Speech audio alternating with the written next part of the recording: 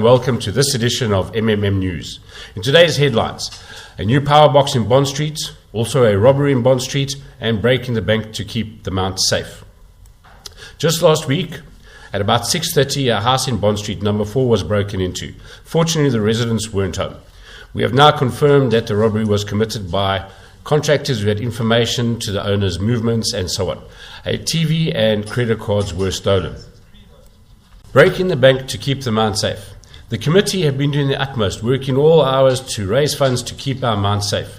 For those of you who may remember, and for our newer residents, several years ago the Mount started experiencing an increase in violent crimes. There were several armed robberies, residents were tied up and assaulted, gunshots were fired, and a resident was even wounded in one of these incidents. 2.5 years ago, we started the monitors. And at present, we now have 2 monitors with guard huts, boom gates, toilet facilities, and dedicated smartphones, which are linked to RUSA, Access Security, Verum SAPS, and Dube.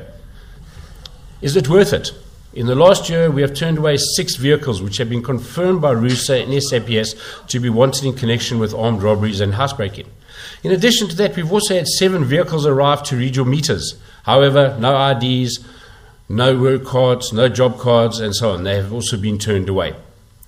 Is it worth it? You decide for yourself, work on those numbers. And in other news, we cross over to Joe at the corner of Bond Street. Over to you, Joe. Thanks, Wayne. We're here in the Bond Street Park, where council has recently installed this distribution box as well as underground lines in an attempt to prevent future power outages caused by exploding monkeys. Hopefully going forward, that'll keep the lights on. Back to you, Wayne. Thanks, Joe. Great initiative from the council. We'll see you after the short break with our financial news. Welcome back to MMM News. Candice, what have you got for us in the financial report? Thanks, Wayne. We have turbulent times ahead. As you know, we are running at a deficit of 30,000 Rand from last year and are having to dip into our savings from all our fundraisers. The next month may see retrenchment and increase in crime due to the lack of security in the Mount. We have 37 contributors that pay on a regular basis out of 112 households that want to keep the Mount secure. This is not great. The future does not look good.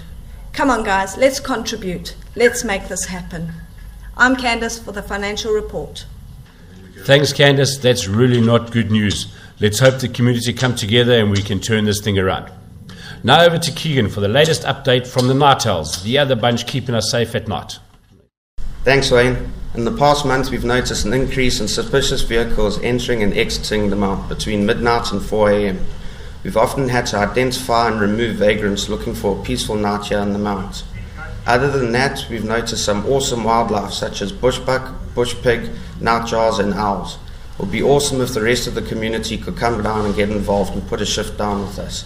Thanks. Back to you, Wayne. Thank you, Keegan, for that update. And thank you to all of you for joining us on this edition of MMM News. If you do require any more information or want to get involved or join us, please just stop at either of the huts, Viljo Sefiso, and you can pick up an information slip from them which will have all our details on it.